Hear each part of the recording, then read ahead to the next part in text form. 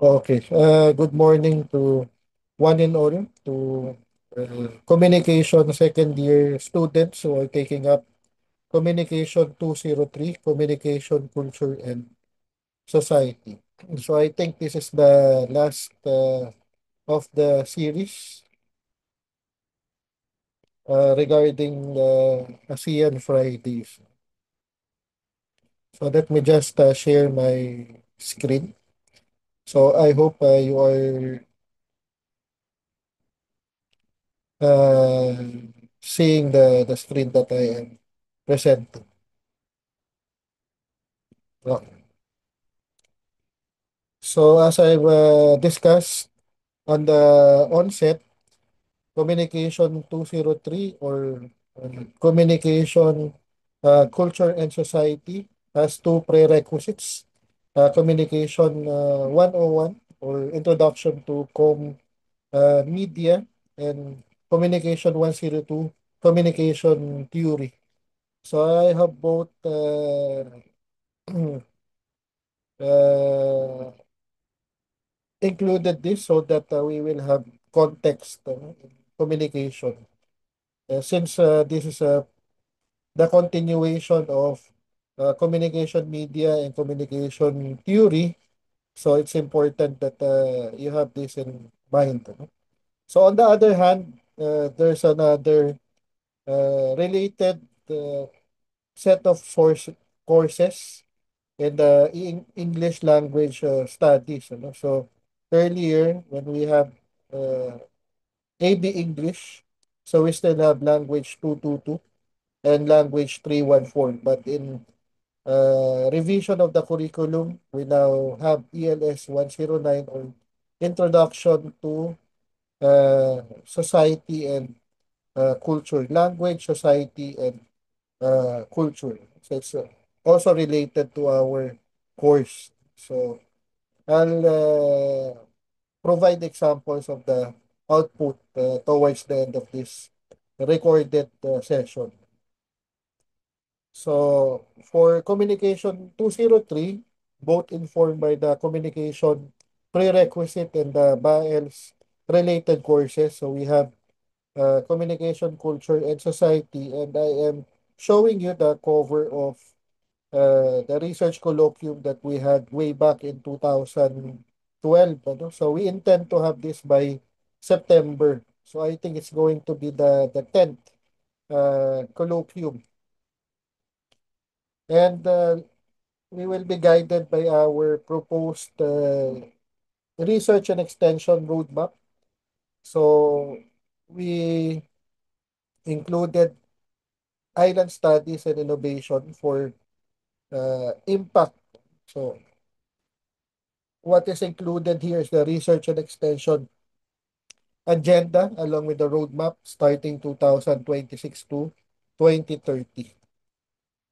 There's no wonder why the sustainable development goals also is targeted by 2030. So we will align to this time frame. Ano? So we also include the transitory period from the School of Arts and Sciences.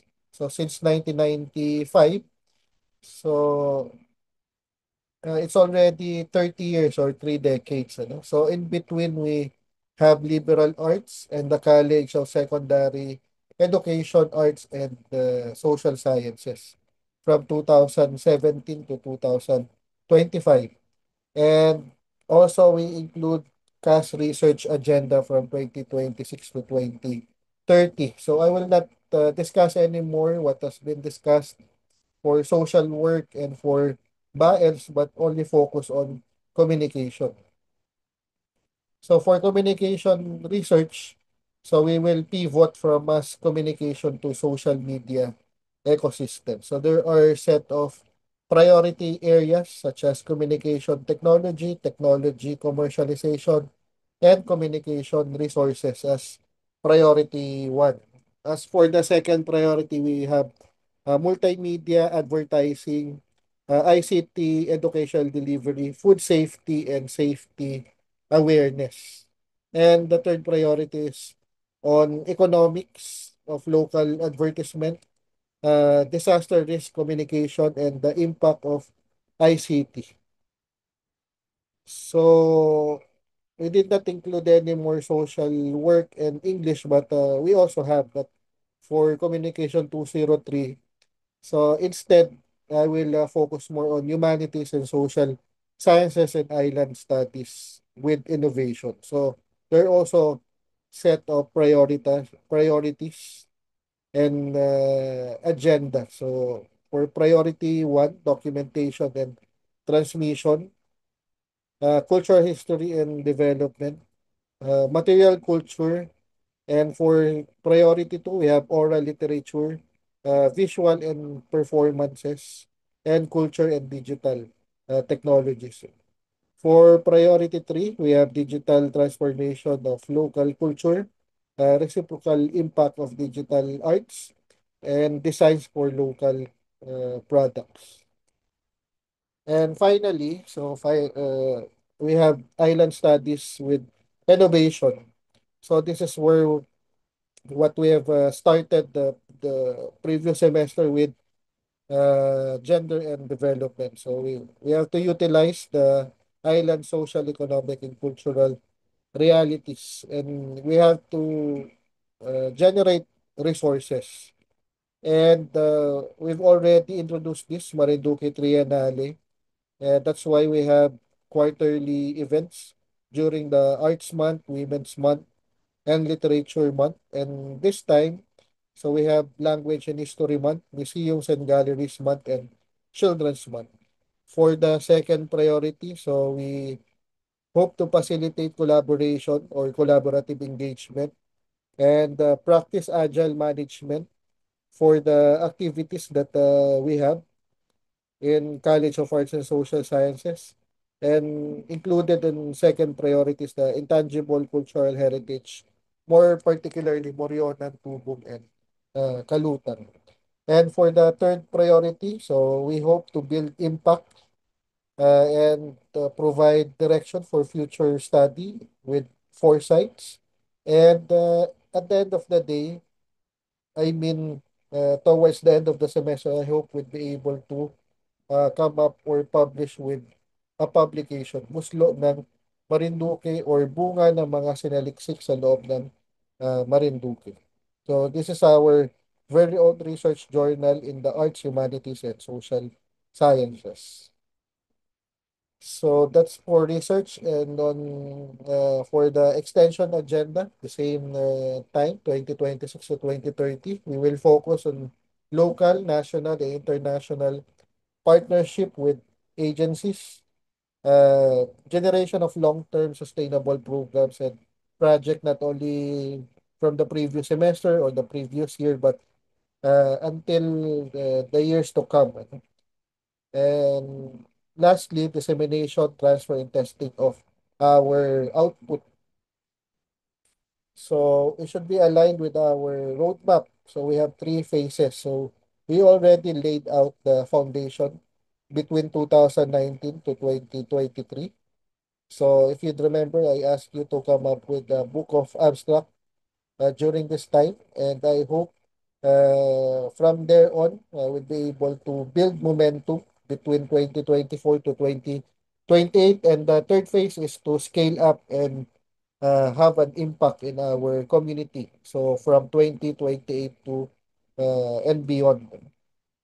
So for the previous output in the pop culture classes and foreign language courses that we had, so I assigned the language students in Morionan. I asked my communication students for Tubong and my social work students to have a research on Kalutan.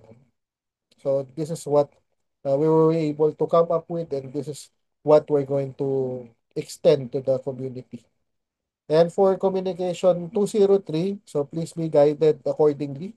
So apart from the core syllabi, so we have an output in the English Language Studies 109, Introduction to a Language, Society, and Culture. And I have some journal articles from Cynthia Bautista, our former CHED commissioner. And during the language 222 class, I also included William Downs' book Language and Society. So if you're taking pop culture, maybe you're familiar with the Center for Contemporary Cultural Studies. So Stuart Hall is among the research director of CCCS, or the Birmingham School. And if you're not familiar, so there's a dictionary or a glossary of communication, cultural, and media studies. And the last time I also introduced island studies, so the more scientific way to refer to it is nisology or nesology. So the science of studying islands. So Hiroshi Kakasu in 2021 produced a book, A Study of Island Sustainability, focusing on the islands of Okinawa.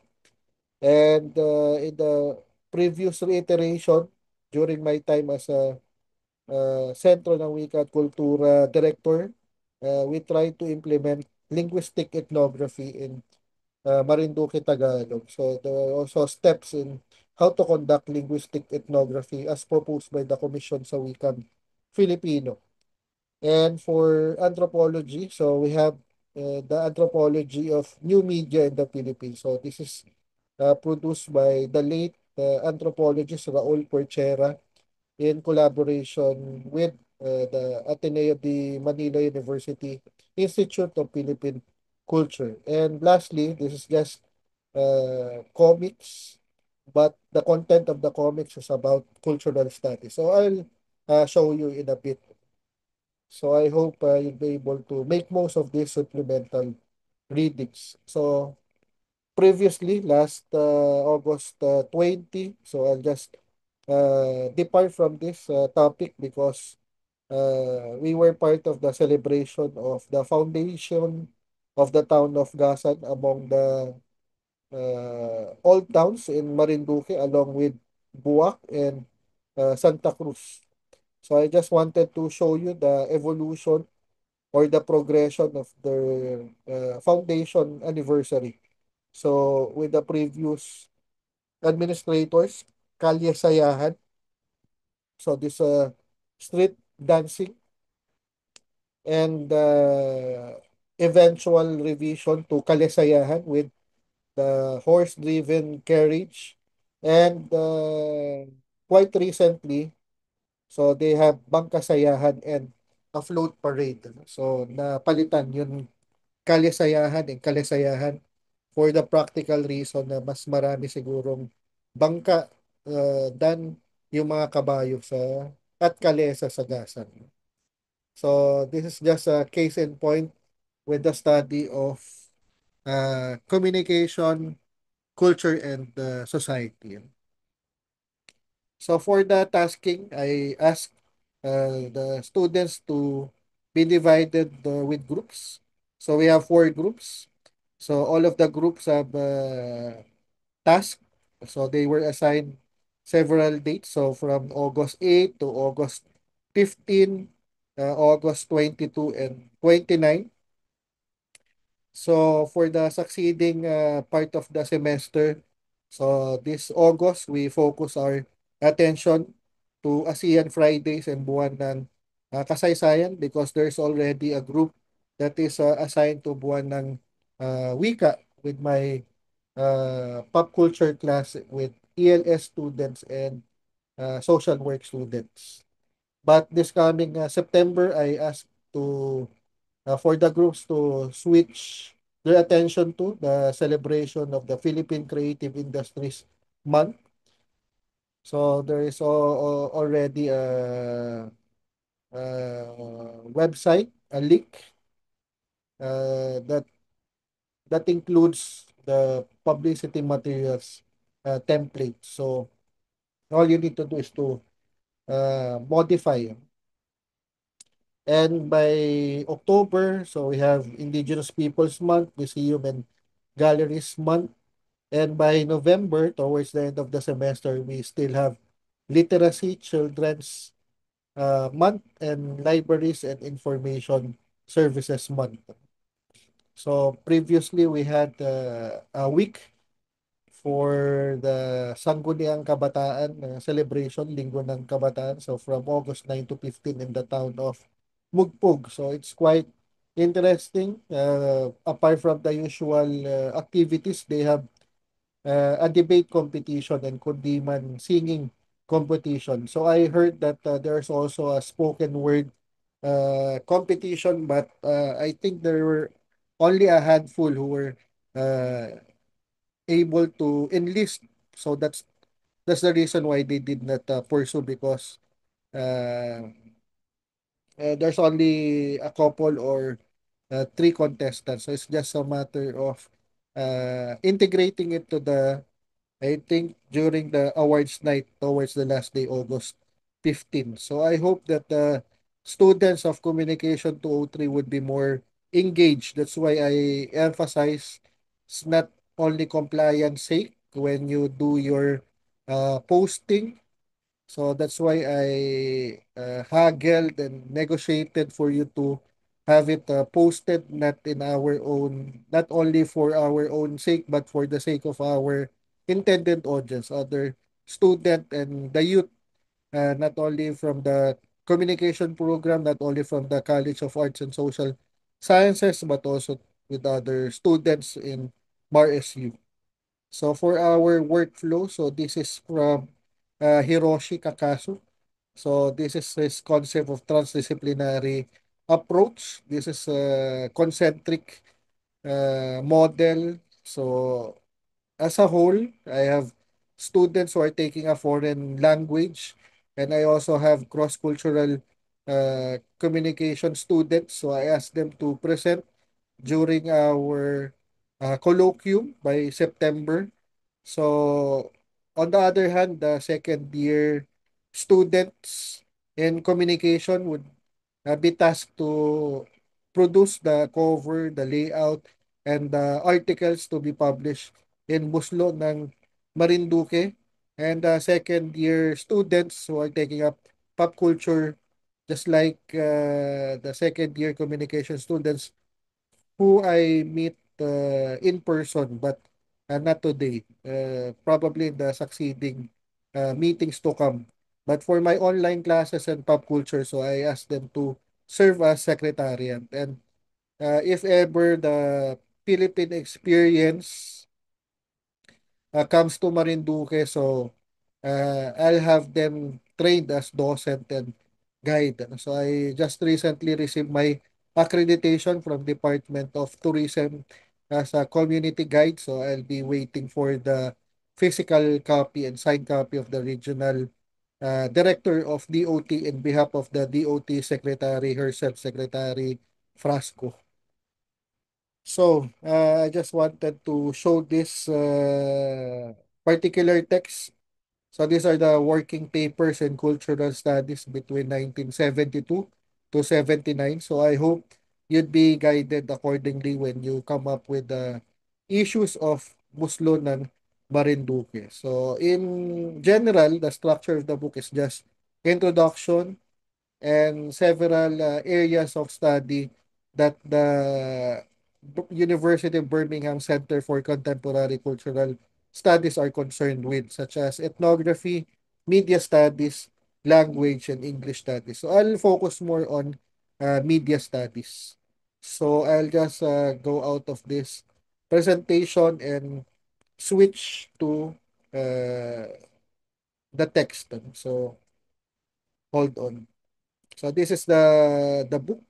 So I hope that you'd be able to have a copy. This is a PDF copy. So this is edited by Stuart Hall.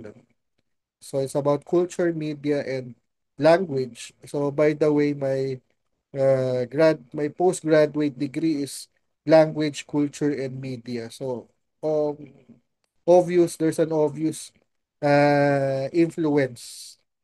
So with the CCCS and De La Salle University.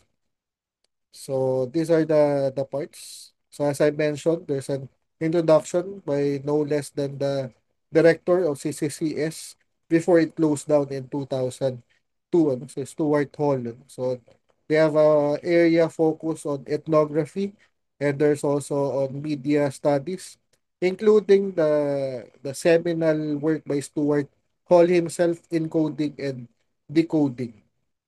And of course, there's also an area about language. Is quite different in the area of English studies. So the program that I earned from De La Salle is Philippine Studies. So it's a bit related. You know? It's quite related to English studies. So I do uh, academics or researchers or graduate student focus their attention to English studies because they have a literature and society group in the CCCS or the Center for Contemporary Culture Studies. Okay, so I'll go back to the slides.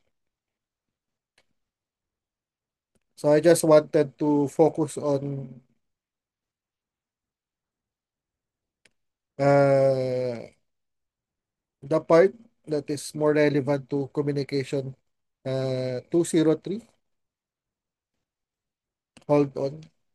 Let me go back to the PowerPoint. Okay, sige.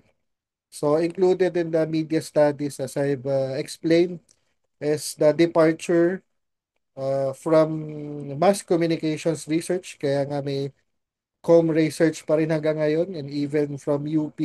So yun CMC, yung College of Mass Communication dati. So lumipat na sila sa College of Media and Communication. Hindi na siya mass communication kasi yung mass communication research is more empirical or based on social science practice. So, kumawala na sila doon, ano? So, kumawala na rin sila sa influence ng Frankfurt School. So, in pop culture, you'll be able to discuss also the Marxist influence in media studies. Ano? But for CCCS, what is more influential is the book of Richard Haggard entitled Uses of Literacy.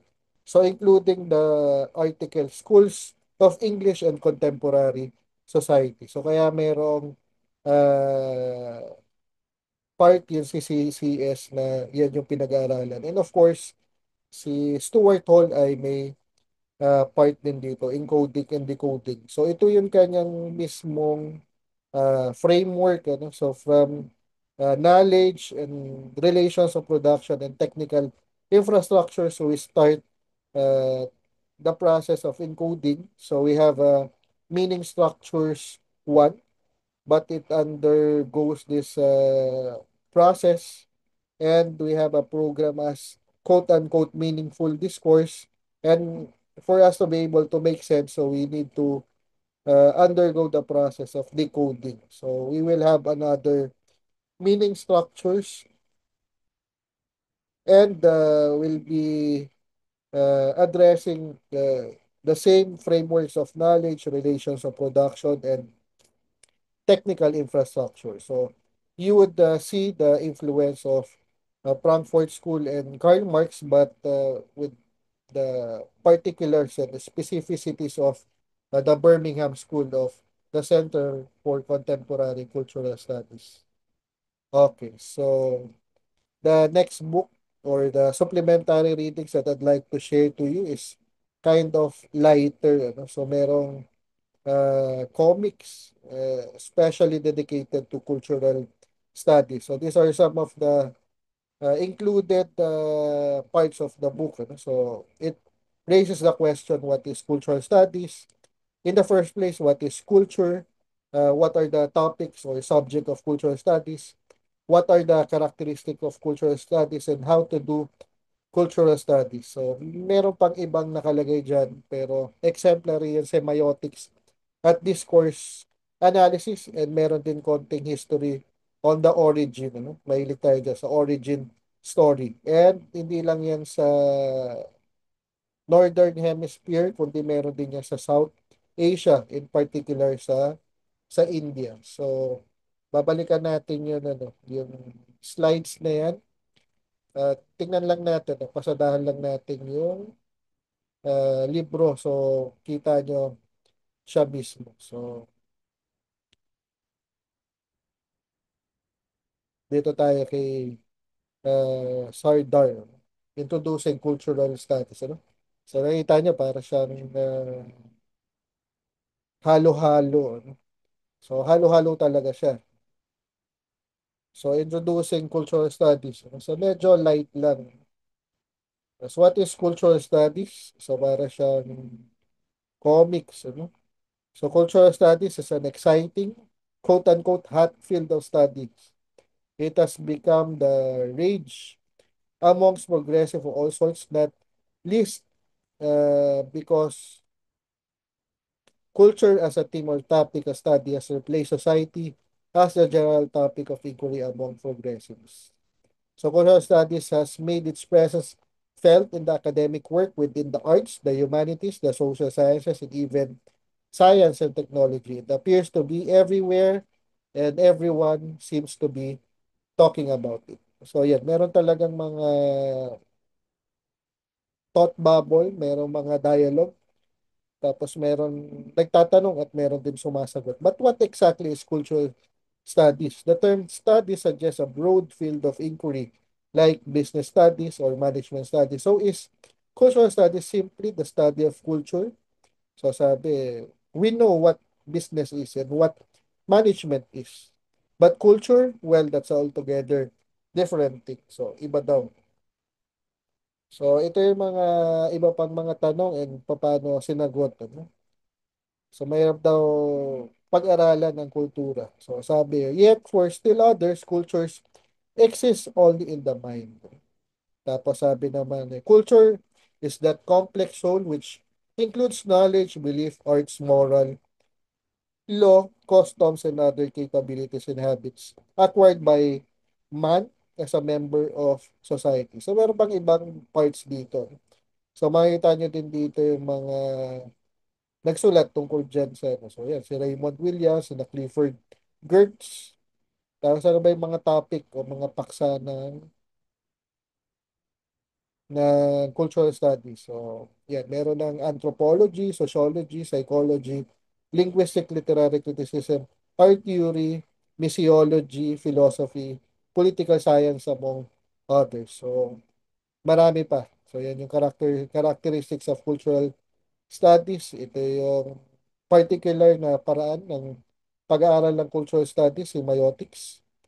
Tapos makikita nyo dito, yun iba pang mga gumagawa. No? So yan, sina Ferdinand de Saussure, si Roman Jakobson, tsaka si Roland Barthes. No? So pwede nyo pang basahin yan tungkol sa science, codes, and text.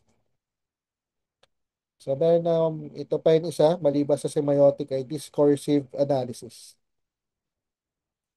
So, yung mga example dito ay very practical. So, sabi ko nga, hindi lang to sa UK, kundi sa India din. Ano? So, gusto ko lang tapusin ko sa nagsimula, ano, kung ano yung pinag-uusapan natin kanina yung kay Stuart Hall. So, yan, CCCS, Center for Contemporary Cultural Studies sa Birmingham.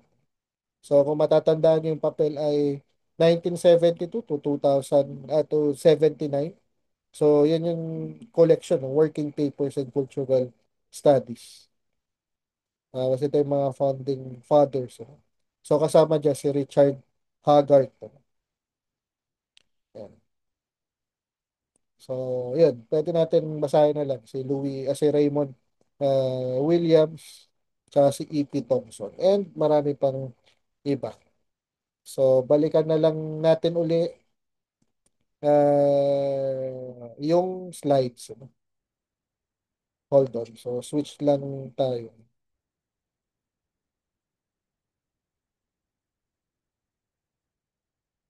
So, yan yung kay Sardar na introducing cultural studies.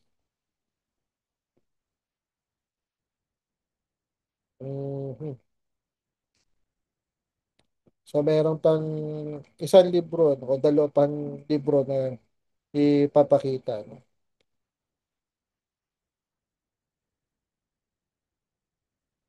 So, naka-hyperlink ito pero yun, manual ko siyang ginagawa. So, I hope you're still with me. No? Mm,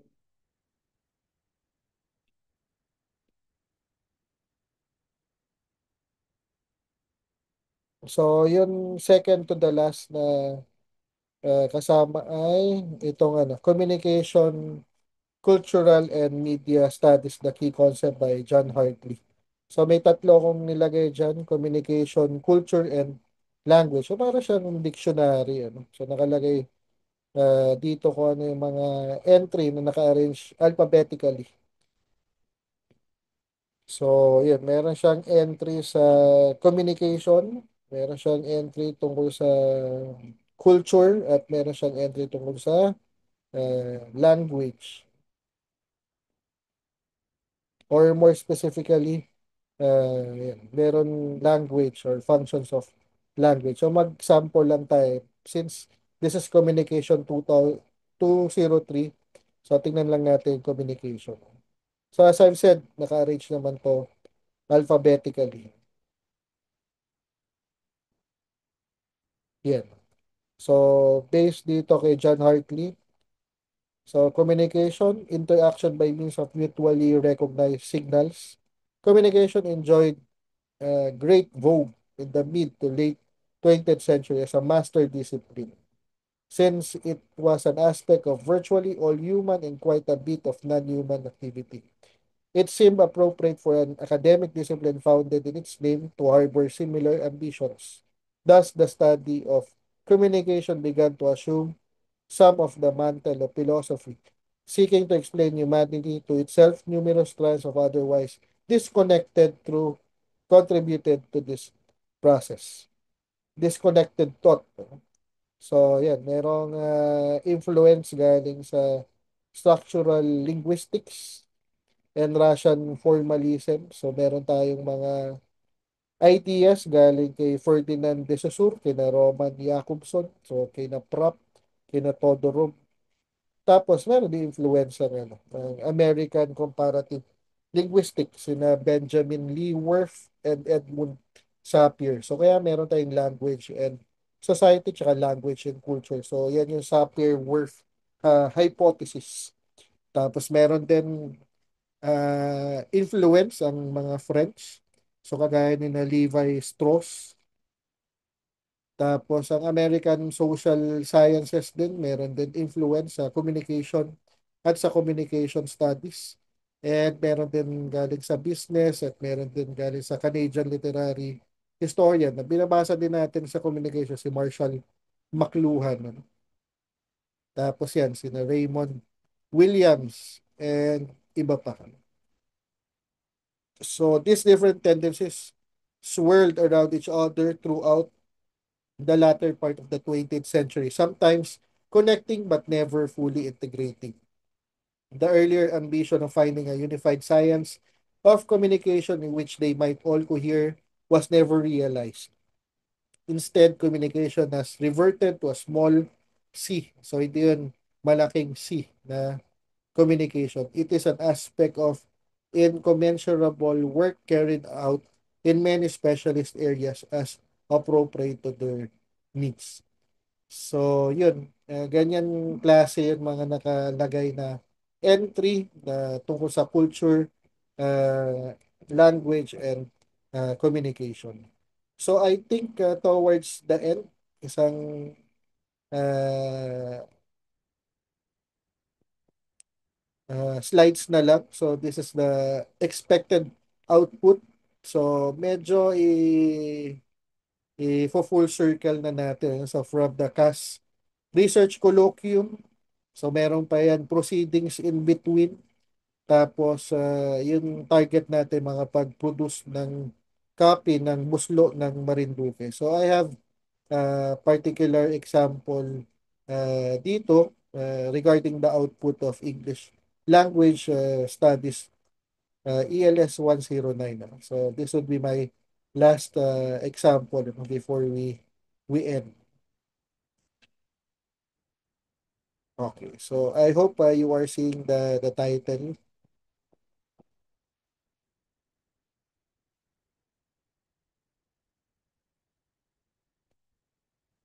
Introduction to Language, Society, and Culture. So this is was completed in 2021.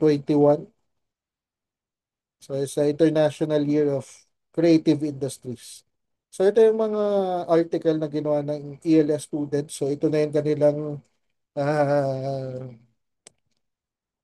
pinakang structure. So merong nagsisimula sa abstract, then IMRAD, then introduction, materials and methods, results, discussion, conclusion, and also reference. So iba-ibang topic, ano? So meron tungkol sa mga barangay sa Buwak, meron tungkol sa Bila-Bila, merong mga kwento-kwento sa sa Ilaya, tapos meron din tungkol sa Gasan, and also Kalutang, tapos meron din Battle of Pulang Lupa, and din tong practice sa mugpog ng pagsasaklab tsaka pagtatawas. Of course, meron din tungkol sa Morionan, and during the Holy Week, Hosanna. And this particular article na Dolores na sa Santa Cruz was selected to be presented in the Regional Science and Technology Conference. So ito yung pinaka ICSTAA before ano. So ICSTAA ay conference natin this September na meron din magpipresent na social work student. And a couple more of studies nitong impact of mine waste sa Santa Cruz naman, and yeah, circumcision practice sa Santa Cruz. So what is useful here is the index, ano? So merong history ng mga barangay sa Buwak, may history ng mga barangay sa Bugpog, Buena Vista, Santa Cruz, Gasan, and Torrijos. So dalawang section kasi yan. So meron pang isang section. So what we can do here is to have an inventory kung alin ang kulang at ano yung kailangan dagdagan. And from there on, so yun, kukuha tayo sa Book of Abstract between 2016 to 2023.